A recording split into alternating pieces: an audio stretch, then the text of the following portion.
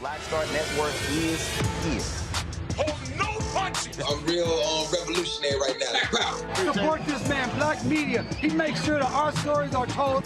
Thank you for being the voice of Black America, Roland. Stay black. I love y'all. All momentum we have now, we have to keep this going. The video looks phenomenal. See, there's a difference between Black Star Network and Black-owned media and something like CNN. You can't be Black-owned media and be scared. It's time to be smart. Bring your eyeballs home. You dig?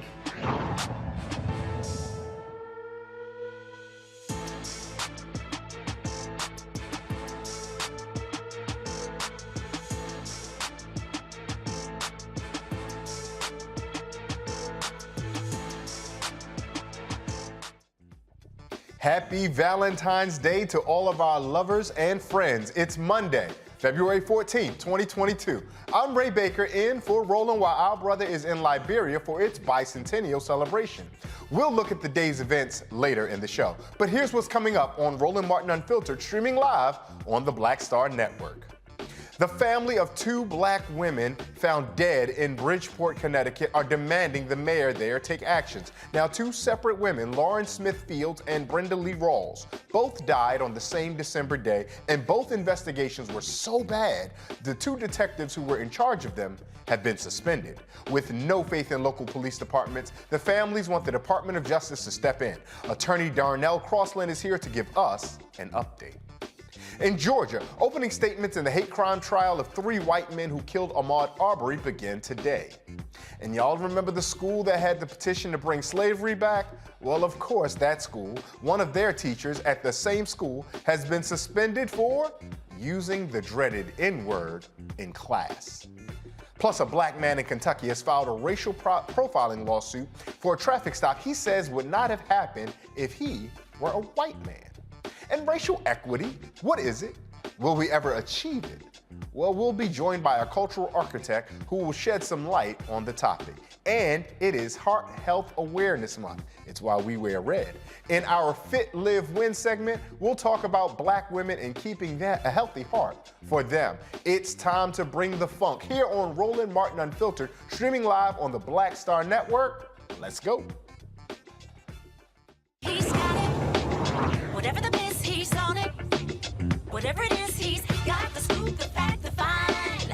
And when it breaks, he's right on time and it's rolling. Best believe he's knowing. Putting it down from sports to news to politics. With entertainment just for kicks, he's rolling. It's on Go Roll Roll, y'all. It's Roland Martin, rolling with Roland now. He's funky, he's fresh, he's real, the best, you know he's Roland Martin now.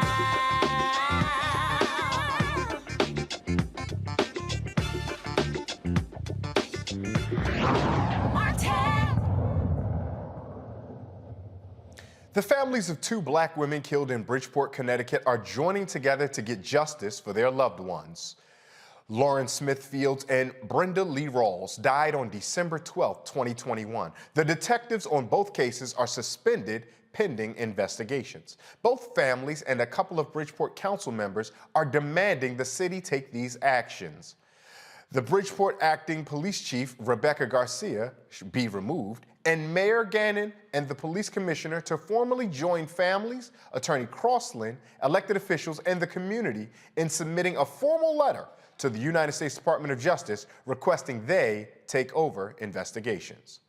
And the Fields family attorney, Darnell Crosland, is joining us, and we thank him for joining us here today with us. Mr. Crosland, our first question that's most important is, give our audience an overview about how two tragedies can seemingly happen simultaneously and yet have such little attention be paid to them. Yeah, thank you for having us, and thank you for giving this, these cases the voice that it needs. From the day that these women were found dead in Bridgeport, Connecticut, the city has failed to properly investigate their death. And by failing to do so, what we mean is the city failed to notify the families from the beginning that they were dead, which is a part of the city's protocol. That both families should have been notified within 24 hours of their death. Since that time, no evidence has been preserved in either scenes. No proper interviews of the last known individuals who were with the deceased have been done. And what we know now is that the acting chief of police has submitted a letter explaining to the police commission, who's over the police department, what her role is or what her views are. And I hope we can talk about that tonight. Oh, absolutely. But one of the initial things when we first hear this, Mr. Crosland, families weren't even notified. That, for those of us who may be very far removed from law enforcement, that seems like standing operating procedure. How does something as obvious as that slip through the cracks? Yeah, we believe it's either a combination of incompetence and straight out racial insensitivity, or just straight out incompetence, because it's protocol and it's respect and it's dignity. If someone dies, you notify the next of kin. Oftentimes, you would look in the media and the media will not report the victim's name because next of kin has not been notified. So we know it's just a standard operating procedure. In this particular case, they discarded these Black women like they were garbage and just kept it moving, and that's unacceptable. And so, and there was some of the initial requests. Obviously, we know about the desire and the demand for the chief of police to step down or resign or be pushed out. But what are some of the other demands that those families and yourself are looking for out of Bridgeport, Connecticut? Well, I can tell you this: the 4-page letter that the acting chief submitted to the commission, to me, it seemed like a letter that went from a child to the parent.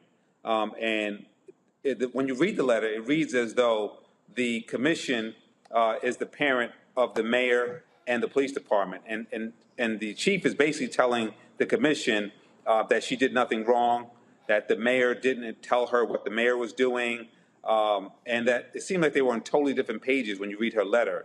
And the commission is again, the parent in the middle to decipher what happened here. And what they failed to do, and what we're demanding, is the chief of police should be telling us why didn't her officers collect evidence. When they finally did collect semen, a condom with semen in it, lube, a bloody sheet, and a pill that we think could have been used to kill Lauren Smith Fields, why isn't the chief of police talking about where's that evidence now? It was collected on the 18th, and we made them collect it. Excuse me, it was collected on the 29th of December, based on the fact that we forced them to collect it. As we sit here today, we don't know where that evidence is. Why isn't the chief of police writing to tell us where's that evidence? Why hasn't it been preserved? We don't care about their little infighting. We want to know where is the evidence, what investigation is being done, and even tell us why those two officers were suspended, not just the fact that they were suspended. The commission that you allude to, for those of us outside of the Bridgeport or Connecticut area, how is this commission made up? Is this an elected commission? Is this an appointed commission? And we ask because these are public officials, and ultimately they're accountable and responsible to the public. So if the public isn't having meaningful input on how the official decision makers regarding the public are being chosen, then we need to ask some serious questions as to how the powers are working in Bridgeport. How is that commission put together? So the commission is made up, from my understanding, of members of the community, and they don't run elections to be elected, but I believe they're appointed largely by the mayor. Once the commission's in place, the commission has to answer to the mayor in large part, and the commission is responsible and in charge of the police department. And so if there's any disciplinary action that needs to take place, it will go before the commission. So in this particular case, Maria Pereira, who's a city councilwoman who's been instrumental in this case, has made it clear that the commission is largely sitting without proper authority. So it further highlights that Bridgeport as a city is in a shambles right now. If the commission is not properly seated, if the acting chief of police is not properly seated, and the acting police chief is at odds with the mayor, then we have more of a problem than we think. And from listening to what you're saying so far, it sounds like we have the acting police chief, we have this commission that's appointed by the mayor that seemingly is in flux. The only publicly accountable office seems to be the mayor. And it seems as though you all are rightly directing some frustrations to the mayor's office. What have you guys been receiving from the mayor's office as you begin to make initially your petitions, but now that they've been stonewalling to a degree, more of your assertive demands? What type of response have you gotten? Well, and you raise a great point. So if the only person that we can go to is the mayor, then we have to look at how this week has played out. Initially, when this 4-page letter from the acting chief was submitted to the commission, myself, the media, City Councilwoman Maria Pereira requested a copy of this. And we were told that the mayor has a policy that no department head can speak to the press or anyone else without the mayor's permission. The mayor then later sent me a text stating that that's not true, and he immediately forced them to release the letter to the press, which did happen. But now the mayor has still not told us where is the evidence that was collected from the apartment. The mayor still hasn't told us that these two officers who were suspended for doing X, Y, and Z. And we need to know that. Also, the mayor still hasn't told us or the family when we can sit down and meet with him and the police chief to go over the issues that we have directly. And we're waiting for that moment. I'm going to bring the panel in. We have a panel. I want to ask some questions. I'm going to bring them in just a second. But I have one more question for you, Mr. Crosland, before I go to the panel. Bridgeport is a city that is about 40% white, about 36% African-American, if I'm not mistaken. Normally, when we have that type of ethnic or racial diversity, we can be more optimistic that justice is allocated along the lines of equity and fairness much differently than we can in what we're hearing from you. We also know that Bridgeport is under federal investigation or concern for the practices and patterns of their police department. What type of optimism can Black Americans in Bridgeport or in the Connecticut area hold, knowing that even with such great demographic representation, we are still being treated as second-class citizens, as evidenced by what you all are working through and the patterns and practice that the police department is existing under? That's a great question, and I have to note that Bridgeport is the largest city in the state of Connecticut, and it is predominantly minority. It's the largest minority population. And what I think we have to be mindful of is the fact that just because you have more minority in a particular jurisdiction doesn't mean that the leadership reflects the population. Doesn't mean that the police department reflects the population. In this particular case, it's the opposite. And we need to do better recruitment in police departments who police largely minority communities. So we're not optimistic for the fact that there's more minorities in this particular city. What we really need is a change in government, and a government that's reflective of the people that it serves. And so we're not optimistic right now. It's been months now, and we've been banging on the door of City Hall to do more. And the whole world has been looking at this. Can you imagine if this wasn't the case, how we would just be disregarded? So we want this to stay in the public light. And we're demanding that justice be served for Lawrence Smith Fields and Brenda Lee Rawls. We are fortunately joined by two guests, our panelists as well. Dr. Omekongo Dibanga, a professional lecturer at the School of International Service at American University. We're also joined by the Reverend Jeff Carr, who is the spiritual leader and the founder of the Infinity Fellowship. Reverend Carr and Dr. Dibanga, if you guys have any questions, feel free to offer you to Mr. Crosland right now. I'll start with you, Reverend Carr, if you have a question for Mr. Crosland. Oh. Sure, I do. First off, congratulations to you, Attorney Crosland, for staying in the struggle. And I want to thank you for putting yourself on the line. We talked on the show a lot about the large number of attorneys that are in the world. There are more attorneys in the world today than there are sands on any given beach. But there are very few who will stand up and stand in the gap. So I want to congratulate you for that and let you know that your struggle is not going to be in vain. We're speaking victory to your cause here. When we talk about the resignation of the police chief, and we talk about the two council people who have come together to join with the community voices, is that enough? Is it a short-term plan to say, here's a stair step? But what's the long-term victory that we hope to secure here, and how can we help, including mentioning the public hearing that's coming up tomorrow? But thank you for the question, and it's an honor to even have you ask me that question, because I always watch Roland Martin, and you're in the bumper where you said, open your eyeballs. And that always sticks in my head. So that's just such a catchphrase to me. So every day I wake up, I try to open my eyeballs to see what's going on around here.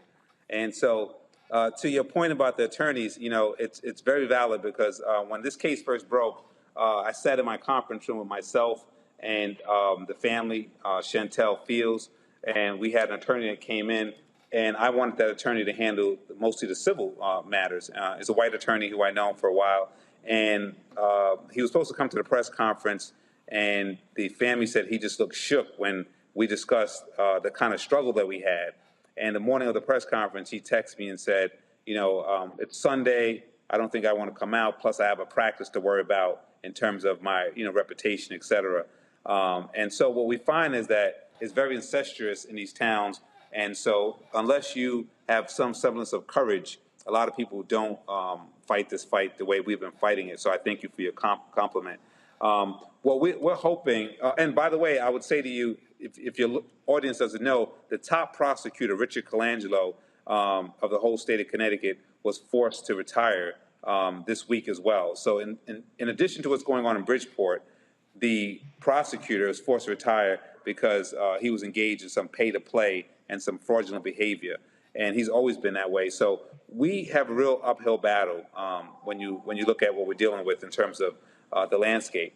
But what we're hoping for is, in this particular case, is that Black women like Lawrence Smith Fields and Brenda Lee Rawls, and there's another woman who is missing up in Manchester, 22-year-old Black girl gone missing, and the police is not doing anything up there. What we're hoping for is that these women all come together, and we're trying to put them under one umbrella, and we can at least start now making sure that this doesn't happen in the future. we also have to have them pay economically. So we filed a $30 million lawsuit to say, well, we're done with the lip service. We need justice to look like an economic payout for us. And all week, this week, we've been looking at an NFT for social justice causes. So we're trying to even start an NFT under Lawrence Smith Fields and Brenda Rawls' name, where money can go into a place for social justice causes like these. And when the city fails to investigate or fails to do their job, that we as a collective, Black, whites, Latins, Asians who believe in justice could have a pool of money where we can go out and do our own investigations if we have to. It's like the Black Panther days. Sometimes we have to police the police. And so we're really working hard in this particular case to go way beyond just, asking the police to do something. We have to take control. Dr. DeBanga, I want to give you the space also to ask Attorney Crosland a question should you have one. Go right ahead. Thank you so much, Attorney Crosland, for all of your tireless work on this. We've been watching you since you've come on, and all of the statements that you made. We really appreciate what you've been doing to bring this to the forefront. You've mentioned how the family wants this case to be taken over by the Justice Department, which we definitely hope happens. I'm also wondering, though, is there any role that the governor can play, and if there's any pressure that we can also put on the governor to also intervene in this matter? That's a great question, and I was on the Lisa Wexler show. She's a probate judge here in Connecticut. She also has an AM show, and we talked about that. And I said to the audience, which is largely a Connecticut audience, that this is the largest city in the state of Connecticut. The whole world's been looking at this city saying something went wrong there, yet still we haven't heard from the governor. So we do need to put pressure on the governor to step in and say, this is unacceptable. So it's really strange to me that you have the mayor that took so long. When people were reaching out to us from Hawaii, from across the country, the mayor took a very, very long time to speak up. We had to march on City Hall before he spoke up. And yet still, now the governor who's in the state, if they can hear us from Hawaii, I'm sure the governor can hear us from Hartford, Connecticut, the capital. And I'm wondering, and he lives in Greenwich, office in Hartford, why aren't you reaching out here? Why aren't you doing something here? So you raised a very good question, and I haven't reached out to him, but we're going to be pushing on his door as well, because it's unacceptable. Especially, Attorney Crosland, considering how much we are told, nationally anyway, that Democrats are our friends. So we want to be sure that we are attuned. Attorney Crosland, you've been an advocate on this and you've been engaged on it. We appreciate it. But if there's any way that folks can find or follow or keep up with you if they want to get more information independently when they're not streaming Roland Martin Unfiltered here on the Black Star Network, how would they go about doing that? Yes, they can definitely find my Twitter at... I think we might have... Yeah, I think we might have lost some of the exchange with Attorney Crosland, but we're going to make sure that we get the information that you all need to support what we're trying to do in those women's legacies, because not here, not anywhere will we allow Black women to be missing, Black women to be killed, Black women to be harmed, and we not speak up about it. So we'll make sure that we get that contact information for how you can follow him, and we'll make sure that we'll keep you informed, and we'll definitely have Mr. Crosland back on the show. We're going to take a quick break. You're watching Roland Martin Unfiltered, streaming live on the Black Star Network. We'll be right back.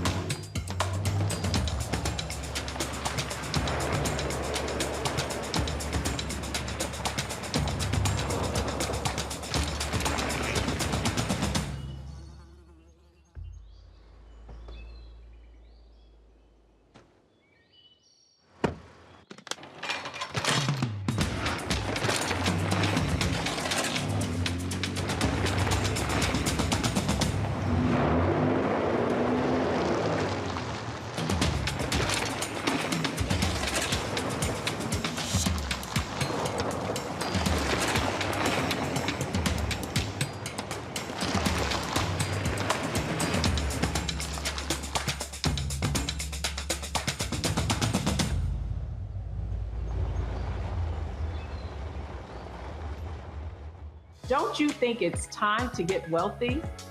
I'm Deborah Owens, America's Wealth Coach, and my new show on the Black Star Network focuses on the things your financial advisor or bank isn't telling you. So watch Get Wealthy on the Black Star Network.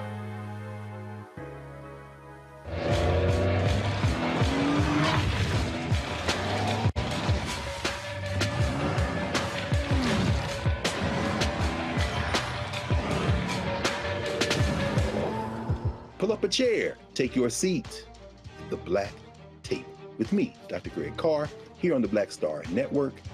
Every week, we'll take a deeper dive into the world we're living in. Join the conversation only on the Black Star Network.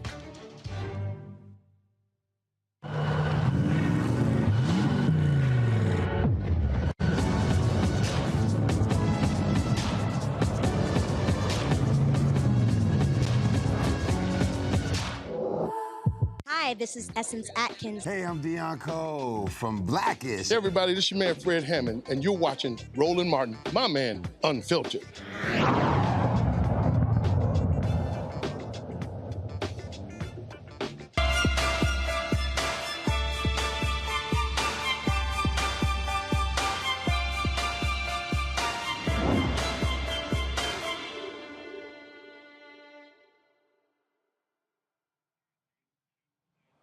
Yeah, we know that February is Heart Health Awareness Month and that cardiovascular diseases disproportionately affect the Black community. 50,000 Black women die each year from heart disease. The American Heart Association estimates that 36% of Black women know the risk that heart disease poses to their life. Also, however, only 52% of Black women know the symptoms of a heart attack. Joining me now are Vice President of Communications and Strategies of the American Medical Association, Stephanie Johnson. Also joining me, the founder of Release the Pressure Coalition, Dr. Aletha Maybank, the Chief Health Equity Officer and Vice President of the American Medical Association, Coach Gessie Thompson, the founder of the Detoxnow.com, Detoxnow.com joins us as well. Ladies, I butchered everybody's title. Everyone knows that I did that. We can all touch and agree and smile that I did that. But I wore red and I wore a medium shirt so we could all be fit, healthy, and live. But what we're really here to do is profile you guys' expertise on how to keep us healthy and safe. Coach Gessie, I'm gonna start with you. What are some important strategies about heart health that you want our women in our audience to know? All right. So, brother, first of all, we love you wearing your red. I'm Coach Gessie. Sounds like giraffe because it's Coach Gessie. All right. So, first and foremost, we're excited about having this conversation because February it's a trifecta of self-love for Black women. All right. We've got American Heart Month. We've got Black History Month. And we've got, of course, today, Valentine's Day. So the importance for us is that more than ever, you already called the numbers out. It's a crisis that we have to literally get everybody on board to prioritize right now. And because of the fact that more than 50% of Black women ages 20 and over are actually experiencing high blood pressure and they don't even know it, that is a reason to ring the alarm. I was actually one of that 50% because I suffered a brain aneurysm in 2020 that was actually brought on by unchecked high blood pressure, right? So what we realize is this is affecting our millennials and up. This is not an old people's disease, right? And because of that, we need to educate one another. We need to make it our responsibility to become educated and empowered, right? More than ever, because at home, we now can take responsibility for our heart health and we can track the numbers. We can get educated about it and now say, I'm going to take control of my BP. That's why I've got my friends from the Release the Pressure Coalition, American Medical Association here with me today, because we're on this campaign to educate and empower Black women with the information, the tools, and the resources to track the patterns, to understand their numbers, to know what's going on so they can have very, very intelligent conversations with their primary care physicians so that they can know and see the signs of what's going on in their bodies and take control to lower their blood pressure so we can close this health equity gap. Dr. Maybank, we heard Coach Jesse tell us exactly that you're seeing a range of heart disease from everyone as young as 20 to our older Americans. For some of us, though, hearing that those millennials and even the Gen Zers are going through that seems new or different or dangerous. Dr. Maybank, is there anything that's happening that is of particular concern that we should pay attention to our younger people for regarding heart disease? Well, I think what we're learning is just more about heart disease in general. There's a huge study that just came out recently that recognized and noticed, and they followed people for a very long time, that folks who had high blood pressure, in their 20s, when they were showing up in their 50s, already showed like changes in their brain and their ability to kind of just process information. And so I think the more we learn, the more we study about heart disease and its impacts, but specifically high blood pressure, we're just learning more about what is happening with our young people. And so this isn't any longer, something that we pay attention to when we're older. We have to pay attention to this at this point in time. And, as Coach Jesse said, like that's the power and opportunity that we do have. And, for folks, and specifically about blood pressure, because, we hear it a lot, right, in our community, and we understand it means our pressure's high. But I think it's important sometimes to really break down, what does that mean, right? And so when you take your blood pressure, right, there are two numbers. There's a top number. It's called the systolic pressure. So we've all seen kind of our blood pressure written down, right? Systolic and the diastolic. Basically, that top number is the pressure of like when your heart pumps blood out into your body. And the bottom number is what like the pressure of when the blood comes back into your body. And we want that pressure to be normal. But oftentimes in our community, it can be high.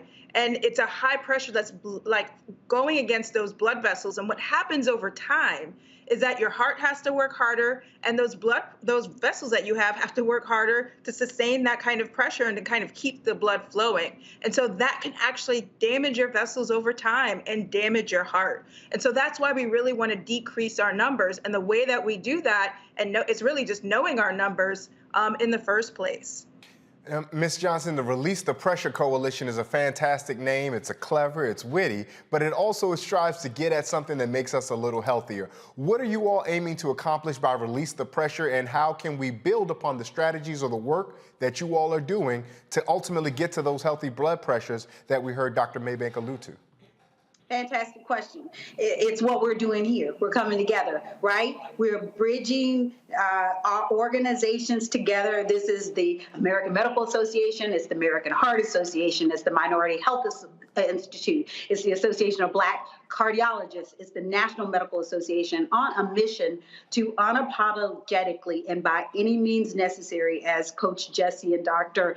Maybank so eloquently spoke on, do something to change the health outcomes in our communities. And Release the Pressure is standing in the gap. So there are free resources available on the website at releasethepressure.org for our Black community to access, while our organizations work at the national level to break down the structural barriers that inhibit at-risk communities like ours from getting equitable access to high quality care. So what can we do in the meantime? We're making sure our communities, some of the work we're doing, people have access to validated blood pressure devices. Dr. Maybank can talk to you about that further. All blood pressure devices aren't created equal. That's part of our commitment when you join, to make sure you're put into that ecosystem. We're also encouraging you, like Dr. Maybank said, to monitor and create a plan with your healthcare provider. These are the things that we are providing through Release the Pressure, because we recognize that we need to hear from our trusted voices. We need people that are close in our community. We need a good grassroots game if we're going to make a dent, because the numbers are staggering. We have more than 30% of Black America died from heart disease, more than non-Hispanic whites, and we have to change that.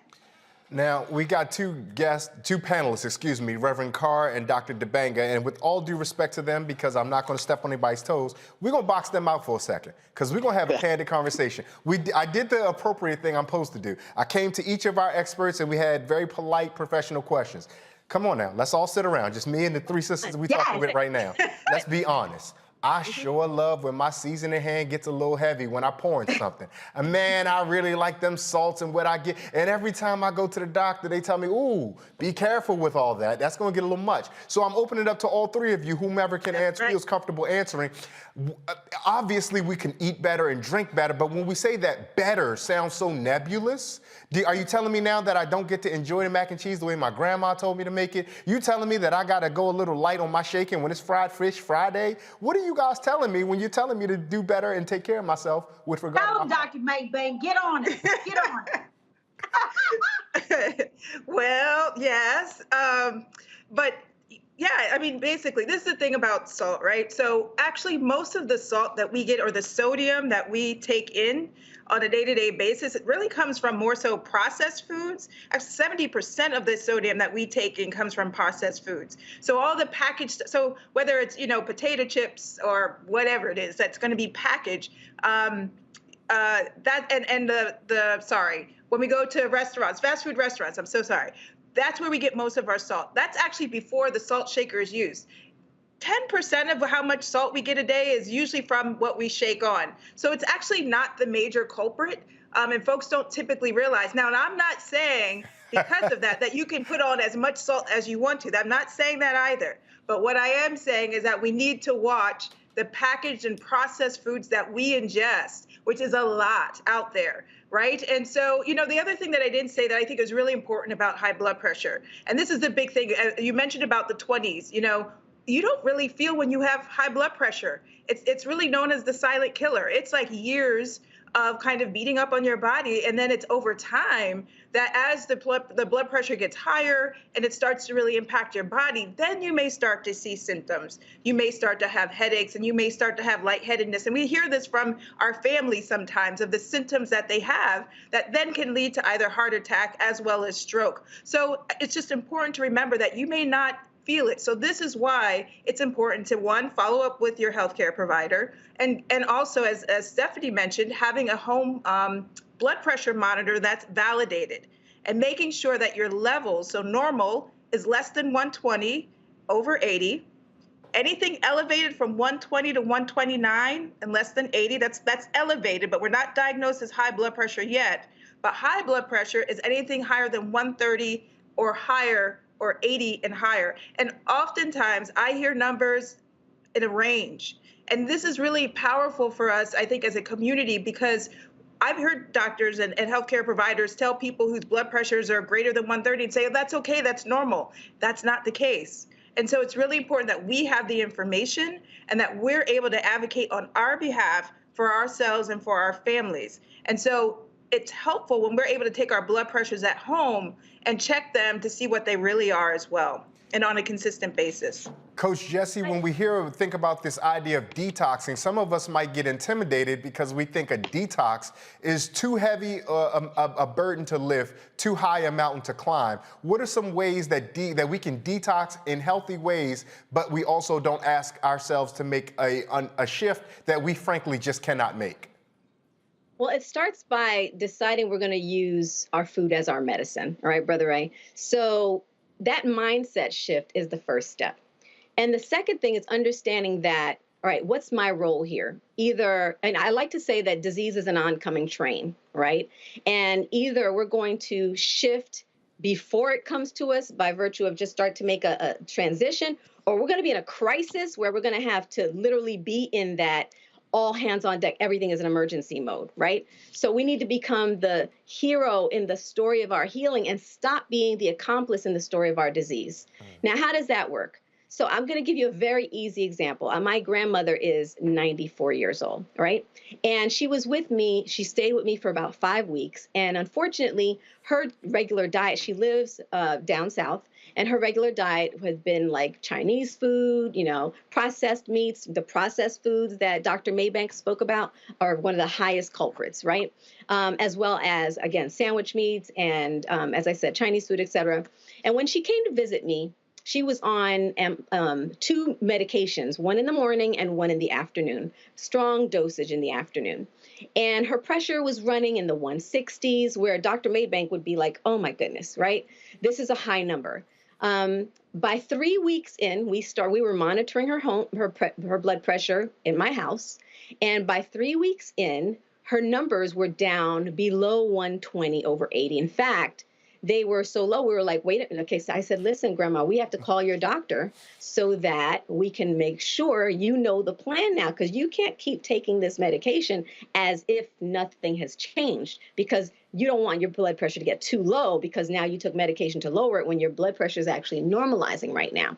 We called her doctor, and he said, whoa, if her bottom number, her diastolic number gets under 60, she should not be taking the blood pressure meds, all right? And her number was like 110 over 58, 108 over 57, constantly. And the only thing we did was eliminate processed foods, right? All right. So depending on where you are on that spectrum, you may need to do one of our fasts. Okay. We have Taj from, and I don't mean just our fast, I mean a fast, right? Of course, obviously, I love our fast. That's the way we created them. But you got to find with your health coach, with your team, what is the best plan for you. Taj from SWV came to us because she actually has had high blood pressure for more than 17 years.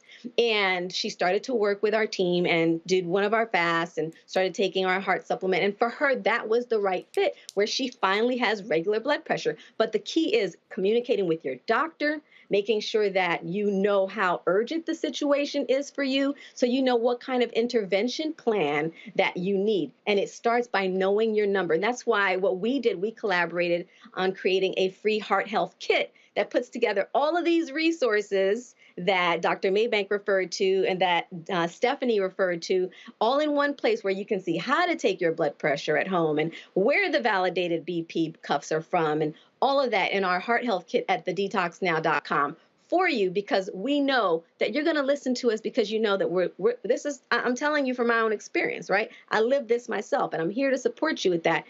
And the urgency depends on your situation, but we won't know that if you're not taking your numbers at home and know what that number is and are communicating with your doctor. And Ms. Johnson, I'm glad that we heard what we heard so far, because they perfectly led up to where I want to come with you with this question. Because not only are you the founder of the Release the Pressure, but you're the Vice President of Communication and Strategies for the American Medical Association. And when I hear Vice President of Communication, I expect a woman who knows how to effectively communicate. When we take some of these lessons back to our communities, when we try to tell folks, you have to look out for this silent killer, just as we've heard earlier, people don't feel their blood pressure necessarily rising on them habitually. So how do we who may be attentive to our health and wellness, we who may be attentive to the amount of processed food and what we're doing, how we're expanding our heart, how do we take this message back to ears who might not always be so willing to hear it? I love that you asked that question. It's great. I want you to say this with me now. Everybody listening, every day should be Valentine's Day for you and for your loved ones, as it relates to how you think about your health and well-being. It's the whole old adage of put the oxygen on yourself first before you put the oxygen on the person next to you. Because if you don't take care of you, you cannot take care of your family. So the best way to do this is start loving on yourself, and then taking each day to have a communication or conversation with those that are around you, whether it be text or social media or what have you, and remind them to RTP, to take time each day, just a little bit, to make sure they make self-care that's good for their heart a top priority. That is how you can help each one teach one. That's our job. Did I do good? Absolutely. Each one of us being a lived example. A last question I have, and I'm going to throw it out here to everybody because it's a little dicey, and I wouldn't say controversial, but new information. So maybe we may not be prepared with all the, We know that COVID has triggered myocarditis in a number of young people and athletes. Particularly, we saw that when college football was coming back in 2020 and some of the other sports that college athletes are likely to play. Myocarditis, for those in our audience who might not be aware, is the inflammation of the heart. And there's so much concern about how COVID could have effects on the heart. If some of us are active, or if we have children, nieces, nephews that are very, very active, but yet we're still in this world where we're trying to safely engage each other and not threaten ourselves with COVID, what are some concerns around COVID and our hearts that maybe any of us want our audience to make sure they're aware of? Perfect question for Dr. Bank. And I need to you just elevated one of them, right? Is the concern around myocarditis. You know, it's not large in numbers, but it's still a concern to a certain level. I think what COVID has elevated for us is that there's still a lot to be learned.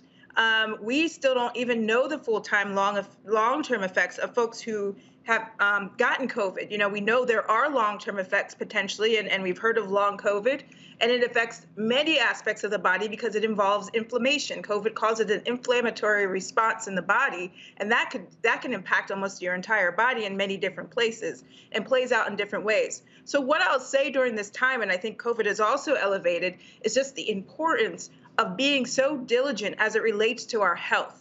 And making sure we're paying attention. I think we are paying attention in ways that we haven't before to our own health and our family's health, but really keeping track of that, and then also making sure that we're connecting with our health provider to elevate what is happening, when it's happening, as it's happening. And so we want to make sure, and we've seen this happen in parts of COVID, it's starting to get a little bit better, but we saw a lot of folks not connect with their healthcare providers, not seek health services for many different reasons during this time of COVID. So there are moments of where high blood pressure and blood pressure has been, elevated or uncontrolled in many communities because they just haven't been engaging with physicians or healthcare providers. They haven't been checking. They haven't been able to get their medications for so many different reasons. And so it's really a critical time, I think, for us now to really kind of, hunker down per se a little bit more and a lot more to really focus on many aspects of our health, but especially as it relates to heart disease, because we know it's still the #1 killer in this country, especially for us as Black people. And there are things that we can actually do about it that are actually in our control. Coach Jesse, I know you wanted to jump in there. I want to give you space in case you still had something you wanted to share.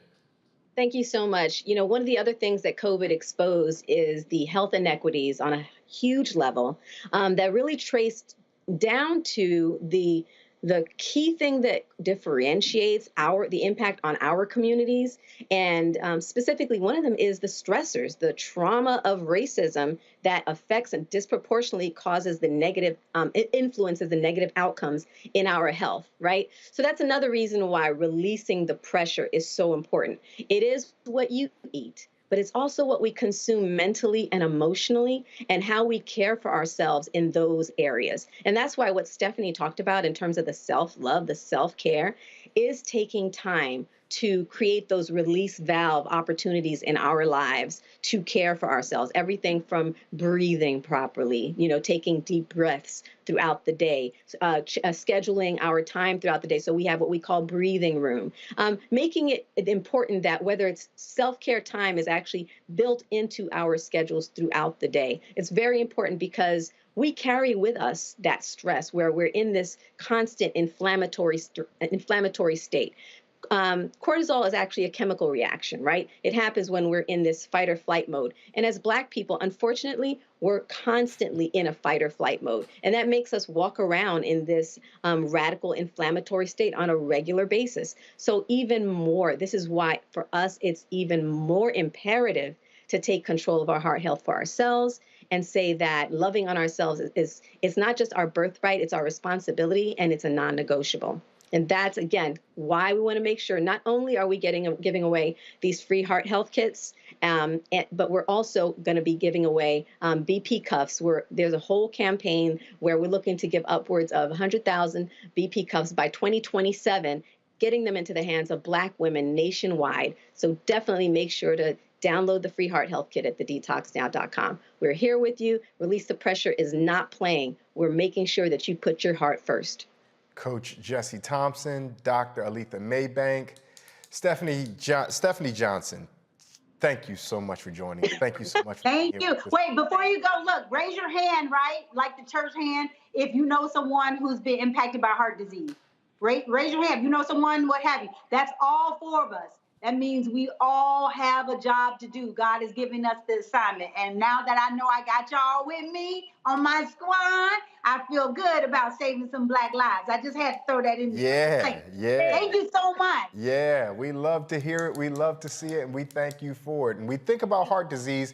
Heart disease is the #1 killer of all Americans in the United States, so we know how it's doing for black folks. As Reverend Joseph Lowery taught us, when America stubs its toe, black America done broke its foot. Thank you so much, ladies, for all the work you guys are doing. We're going to take another quick break. You're watching Roland Martin Unfiltered here on streaming on the Black Star Network. We'll be right back.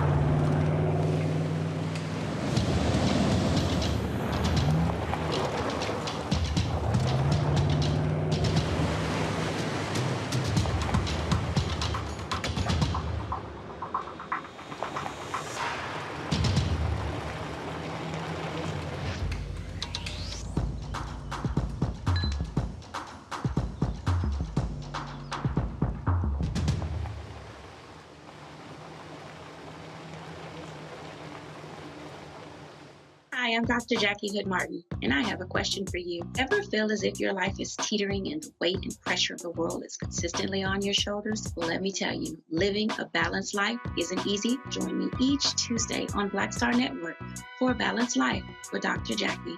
We'll laugh together, cry together, pull ourselves together, and cheer each other on. So join me for new shows each Tuesday on Black Star Network, A Balanced Life with Dr. Jackie.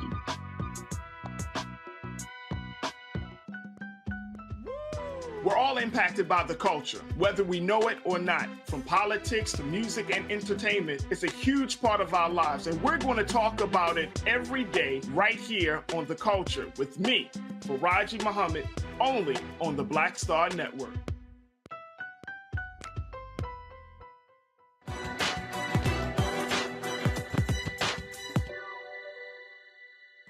There can be no true Black political liberation without religious and cultural liberation. Minister and academic Garrett Wilmore.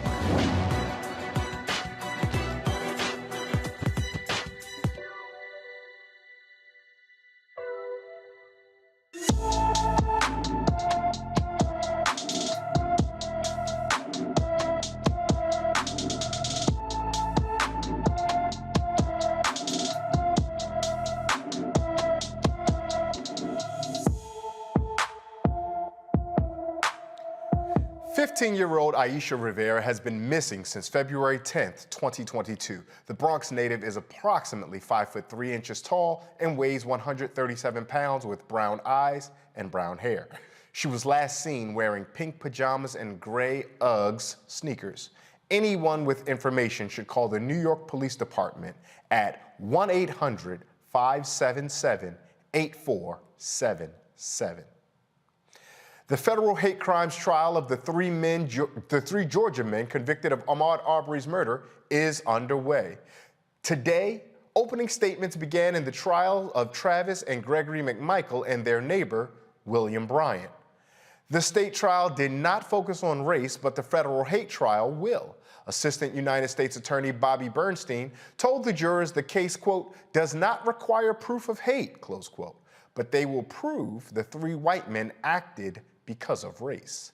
They are all charged with interference with rights and attempted kidnapping.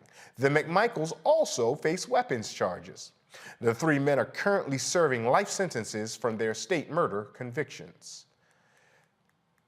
A black man in Kentucky who says he's a victim of racial profiling is suing the LaRue County Sheriff's Office. Anthony Freeman says Sheriff Russell McCoy pulled him over for illegal headlights. After McCoy took Freeman's license and registration, McCoy told Freeman the stop was complete. Two more men claiming to be detectives came to the scene and asked to search Freeman's vehicle. When Freeman asked about a search warrant, he was violently grabbed out of his vehicle, thrown to the ground, and detained for nearly an hour. Canine dogs sniffed his car several times and found nothing. Freeman believes he survived the incident because he was on the phone with his wife and attorney who heard the ordeal. He is seeking a jury trial and financial compensation for a shoulder injury and post-traumatic stress from the violent encounter. And Maryland's Anton Black lawsuit has been upheld. The grieving family of a Black college student who died in police custody got a small victory when a federal judge declined to dismiss their lawsuit. Anton Black was playing with a family friend on the basketball court when someone called 911 to report a child abduction. When now fired officer Thomas Webster IV arrived, he began questioning the boys and they ran. Webster got help from other off-duty officers who chased Black to his family home. Black was then tased and pinned to the ground for several minutes. He lost consciousness while his mother watched, unable to intervene. A state medical examiner ruled the death accidental due to cardiac arrest. The family is suing the state of Maryland, the town of Greensboro, the officers involved, and the chief medical examiner for Black's death. Roland Martin Unfiltered will be right back, right here on the Black Star Network. Stay tuned.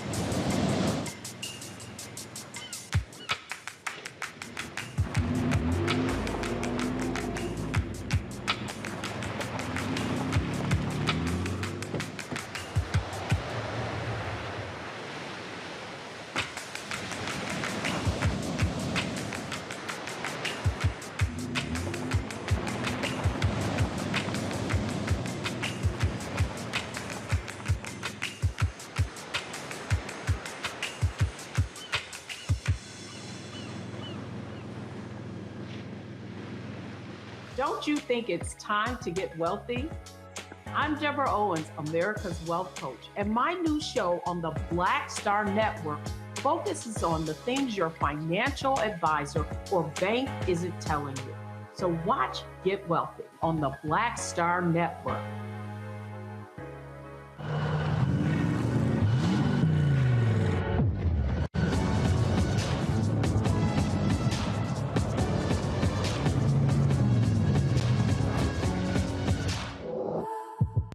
Pull up a chair, take your seat. The Black Tape with me, Dr. Greg Carr, here on the Black Star Network.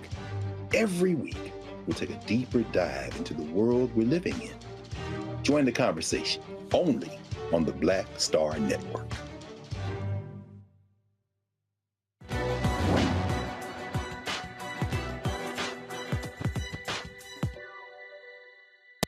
The last vestige of racism in the West will be intellectual racism. Scholar and critic Henry Louis Gates Jr.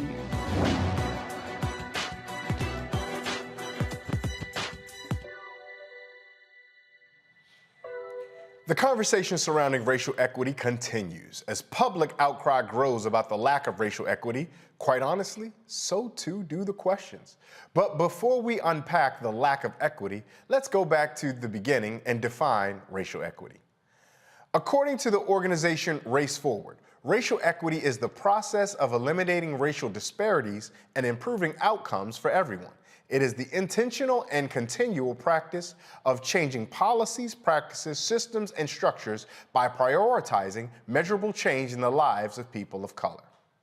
Dr. Carrie Mitchell-Brown is a cultural architect and joins us to break down the subject. Dr. Brown, thank you so much for taking time with us, joining us here for the conversation.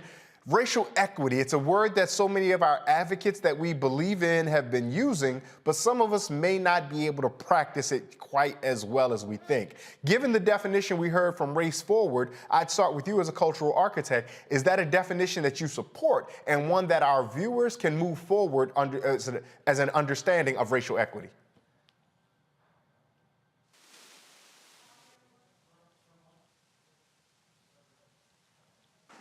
Oh, thank you so much for having me this evening. I absolutely support that definition that Race Forward lays out for us to, follow, begin to understand, and to put it into practice. So when we try to put things into practice for racial equity, so often what we find in the United States is we will change individuals at the head of institutions, but we will not work to change the way those institutions function. If we're changing the individuals, but not the institutions, that does not feel like we're making any dents toward racial equity. Am I reading that correctly, or am I perhaps bringing some false information? You are absolutely correct. And changing individuals is not enough. Changing the seats is really changing the systems, the practices, the culture within the organization. Organizations dealing with their own history in the way that they engage and treat Black people. What does racial inequity actually look like within their organization? Make it plain and take some action. One of the things that we hear whenever we think about this, though, Dr. Brown, is so much pushback we get of, well, that's anti-American, or you're changing the fabric of America. But it seems in those instances, the people who would say something like that are putting justice on one hand and whatever the United States of America is on the other, and then asking justice in the United States to fight it out. Is there a way forward where those two things can work harmoniously? There is a way forward where those things can work harmoniously, and we do have some history of it working. It's been a long time since it had worked, but we do have some history since it was working. If we think about it, the Reconstruction period, where Black people were at the height of our citizenship during that period, there was extreme active participation of Black people, including formerly enslaved persons in political and social life in the South. And they actually went to work within government and within organizations to work for the betterment of Black people in this country. To be fair, Dr. Brown, we saw the violent pushback that we saw after Reconstruction. So at Reconstruction may have been the time where the United States may have been at its most inclusive. But the byproduct of that was amongst some of the greatest evidences of violence, citizen to citizen, that we've ever seen. Frankly, we feel like we might be on the doorstep of that now, even as we're only giving lip service to greater inclusion.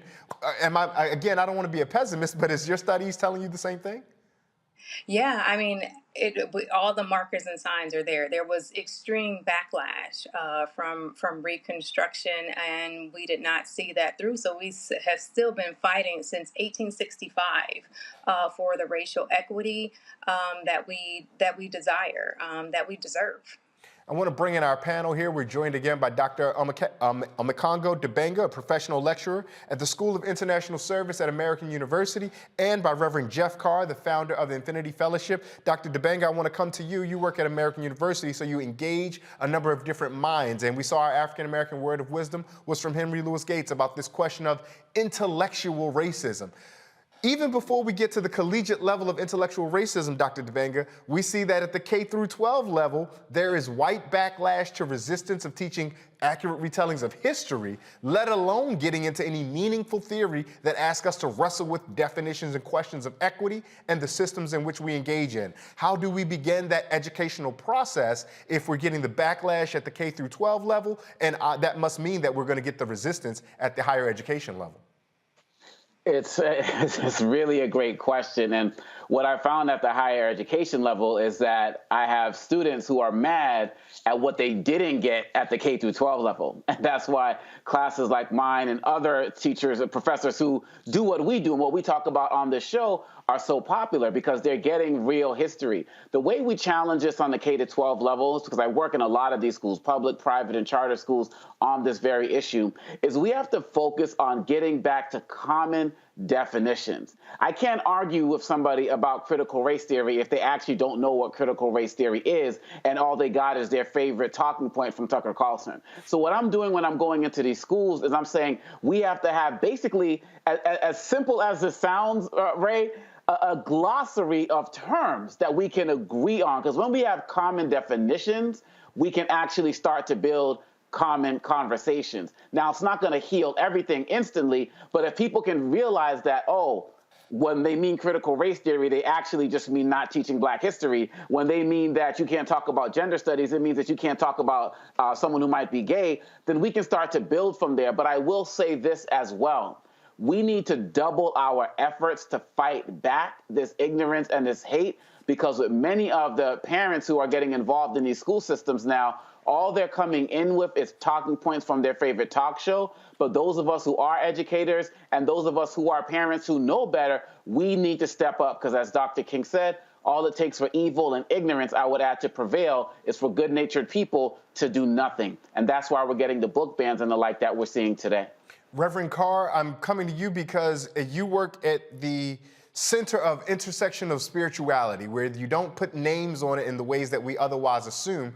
But if we listen to what Dr. Dibanga said and we take that as our governing structure to move forward, we also found that there's opposition. Folks like Chris Rufo, who said himself, we can muddy up what this definition of critical race theory is. So if we need a uniform glossary of definitions to all work from, but everyone's ascribing their own meaning to this perhaps similar phrases, I'm coming to you because of spirituality, we might do the same thing, right? What does holy mean in one context? What is sacred in another context? How have you taken perhaps a lesson from spirituality that we can use here on consistency of definitions and understanding the same things when we use different or same terms? Oh, surely. Excellent question. First off, thanks, Dr. Mitchell Brown, for the work that you're doing and that you're putting into the world as a cultural architect. I always love it when people say, I am going to practice Kujichagulia. I'm going to practice self-determination. I'm going to define something. If it's not out here, I'm going to make it up. I remind people that everything that we see and everything that we touch was made up. That's what creativity is. Even diversity, equity, and inclusion were made up terms. But what I've seen in spirituality is pretty clear. I try to give an example like this. Let's say you get three people together. You get a Christian, a Muslim, somebody maybe a Jewish person. Put them on the side of a mountain and you watch a sunrise. You start talking about the sun and you say, do you like the sun? And they said, yeah. What do you like about it? Oh, it's fructifying heat. Oh, it gives us, it gets our melanin going. Oh, it feeds the crops. It feels so wonderful. What does it look like? Oh, it's beautiful. I love the golden rays. All of these things are commonalities. Then you ask the question that's dangerous. Well, who made the sun? Somebody says, Jehovah. I said, no, man. No, man. Allah made the sun. Oh, no. Jesus made the sun. And all of a sudden, people who were in agreement are now fighting based on terminology and not on essence. If we can begin to create a common glossary, as we do in spirituality, and I say spirituality, not religion, I make that quick little designation there because it relates to something I'm going to say in a minute. Vine Deloria Jr., First Nations activist, he defined the difference as religion being for people who are afraid of going to hell, spirituality being for people who've already been there. So most of our people would fall into the space of spirituality, right? Because we've lived through some hell. So we have to find ways to make diversity, equity, and inclusion actually be that and focus on the middle part. When I've been asked to come in and have these diversity dialogues, and Dr. Brown, Dr. Omekongo, we've done all of this diversity talk, but what I found is people want to talk diversity. They want to talk inclusion. And the 4 to 6 friends that I had in the aftermath of the Breonna Taylor protests and the George Floyd protests, who ended up being tapped as the new chief diversity and equity and inclusion officer of the company, not because they had experience in diversity, equity, and inclusion, but because they happened to be one of the only few Black people there. So in a panic, they got tapped to lead these departments. But then when it came time to showcase diversity, they were put out front. When it came time to showcase inclusion, they were put out front. But then when it was time to bring in a speaker, and the speaker says, here's my honorarium, they say, I can't pay them. I got to pay somebody to come in and talk to us about this? Really?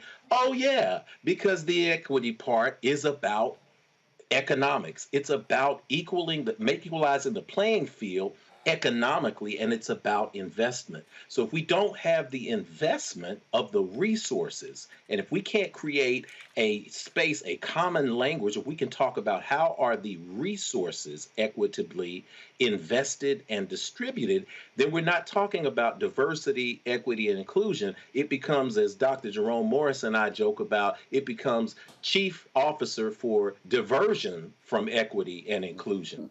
So I would ask you, Dr. Brown, because you're an expert in this, we have this language. We know that, as Dr. Obenga Omekongo was saying, that people don't care what critical race theory is. They just find a way to use the term to advance their own prejudice agendas. How do we now begin to circle the wagons, Dr. Mitchell Brown, and create this terminology that's going to allow us to put pressure in these spaces to actually show us the money and the resources? Dr. Brown, I have so much. I love this topic, and I only got 1 minute, and me talking right now is taking up some of that time. So let me come back to you, because something I wanted to ask that I'm curious how our audience might interpret this. When we understand what we're searching for, it is to improve the outcomes of people of color. But famously, our language in the United States is equality of opportunity, not equality of outcome. So when I ask the question about U.S. norms and justice living in the same house, when we consider what Reverend Carr just told us about the honorarium looking for economic equity, when we think about the glossary of terms that Dr. Omekongo just told us about, making sure that we're all uniform, because that uniformity gets us to outcome equality. But outcome equality, or even outcome parity, is really, it's a poisonous language in the United States. So those of us who care about equity, racial equity, gender equity, sexual orientation equity, ableism equity, those of us who care about this equity, how do we make the case to those who care so much about the rhetoric of the United States that even the mere idea of equality of outcome is a turnoff? Yeah, I would say that making sure that we are clear on the terms is correct, and making sure that we don't get lost in a debate or a war on definitions, and really get at doing the work that is required. Seismic shifts are necessary, not just individuals, not just organizations, not just government. It all comes together, and it's not a zero-sum game, right? So people are holding that, in order for Black people to get something, then we have to give up everything else. How about just treat us like human? Yeah, that is a lovely line to leave folks with. How about just treat us like humans, right? The belief in limited resource means that one has to take from another to get. When we don't have limited resources, we don't have to hoard from one another. Dr. Carrie Brown, how can folks find or follow you? How can they stay in touch with you for all the work that you're doing if they want to keep up? Yeah, absolutely. You can find me on all social media, Dr. Carrie M. Brown, or you can go to my website, carriemitchellbrown.com. We appreciate that. If it were up to me, Dr. Brown, we'd be having this conversation a lot longer, but we are going to celebrate Liberia, so I do want to make some time that we can have our conversation for our folks there. But whenever Roland has me again, check out for your inbox. I'm going to email you so we can keep this conversation going some more. Absolutely. It would be a pleasure. Thank you so much. We're going to take a quick break. And when we come right back, we'll have much more Roland Martin Unfiltered here on the Black Star Network, right coming up.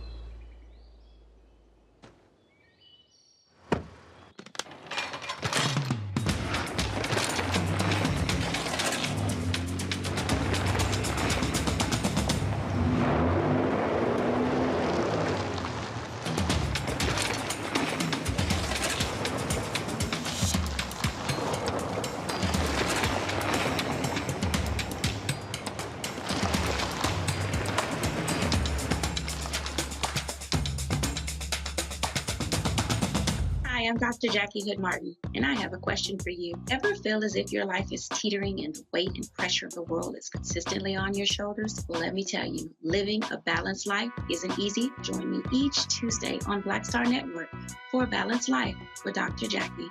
We'll laugh together, cry together, pull ourselves together, and cheer each other on. So join me for new shows each Tuesday on Black Star Network, A Balanced Life with Dr. Jackie.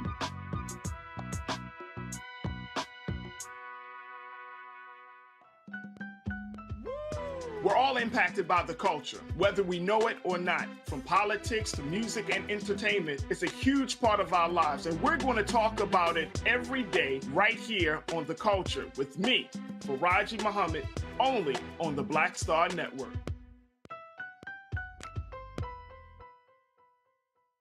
Hello, everyone. I'm Godfrey, and you're watching Roland Martin Unfiltered, and while he's doing Unfiltered, I'm practicing the wobble.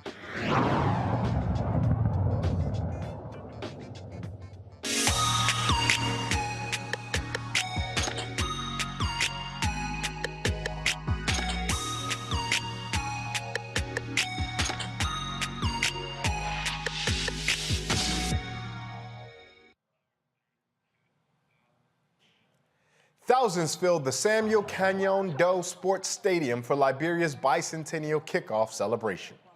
Today's ceremony included speeches, concerts, and dancing. Our own, the namesake of this program, Roland Martin, is there, and he shows us the warm welcome he and the Roland Martin Unfiltered crew received when they arrived in Monrovia. Roland Martin here. We are again in Samuel Doe Sports Complex where the Liberia Land of Return bicentennial celebration is taking place. Yesterday, he was our arrival at the airport. They had a special greeting for us. I want y'all to check this out.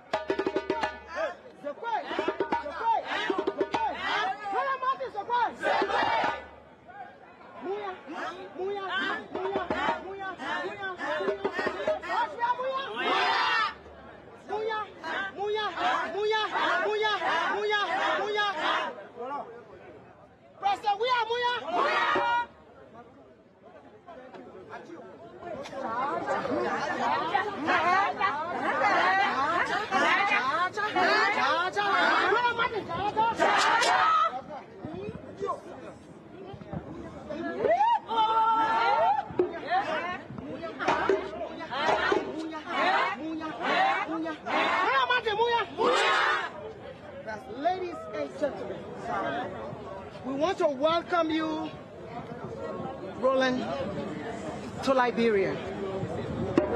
We are very happy. We are excited. We love you. As you were coming down the plane, we saw a light for Liberia. And so we know the traditional leaders are here.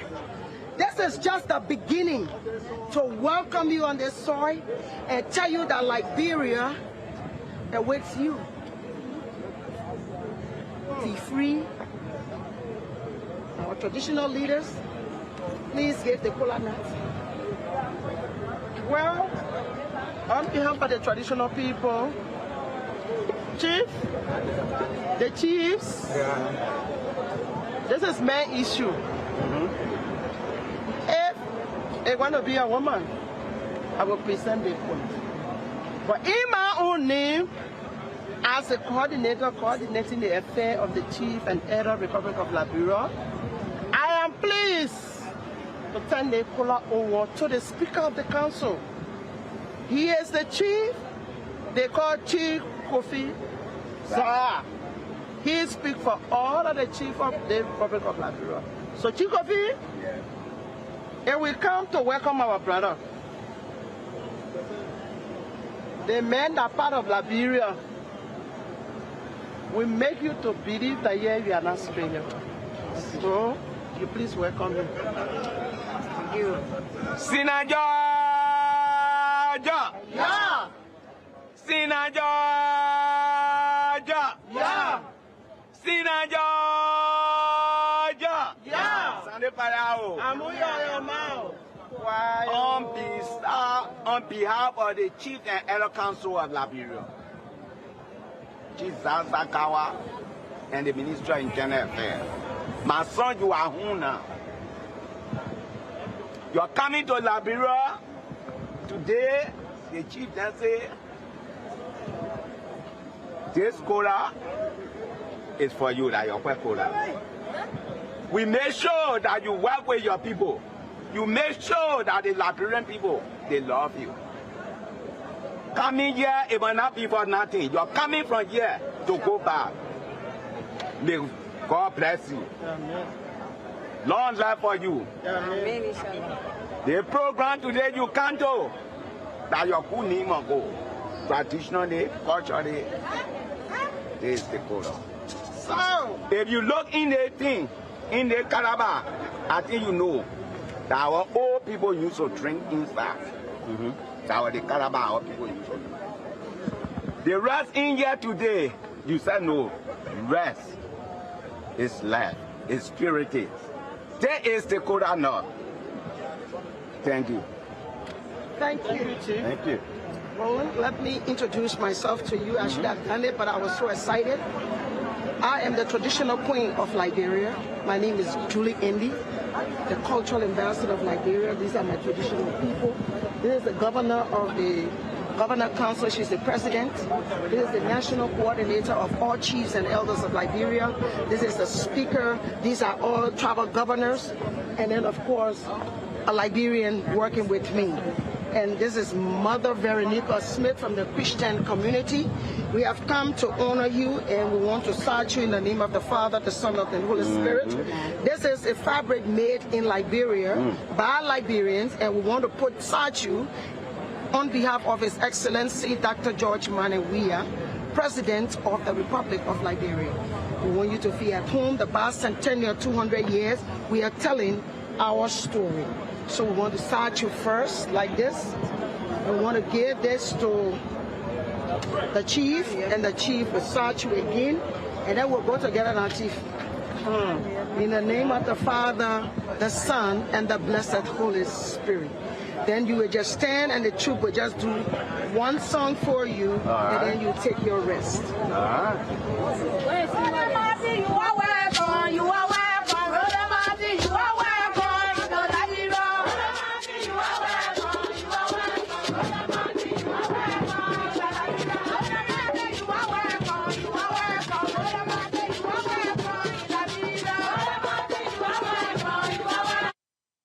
That was, again, yesterday's arrival here in Liberia. And so many different things are happening. We arrived yesterday. We'll be here for the next 10 days. They really kicked off this year-long celebration last month in January. But this is really the first major program. As I said, more than 100,000 tickets were distributed. And so this is going to be a day-long celebration, actually extending until almost 10 o'clock tonight. And so the program here is going to be supposed to start at 10 o'clock Liberian time, 5 o'clock Eastern. And then, obviously it's running late. Delegations are still arriving. The various delegations for different leaders from across the world are here, including a delegation representing the United States. And so this program here is supposed to last about 4 hours. And then they're going to be a cultural festival. We're going to still be covering that, broadcasting that, and so that's what we're doing. And so it's really great to be here, an opportunity to really experience the culture and really delve deeper into this relationship between Liberians and African American people of African descent. This country was founded again in 1822 when the American Colonization Society bought land here and resettled people of African descent. And so we're going to be talking about that over the course of the day and the week, giving you a really understanding of this close relationship, of these ties as well.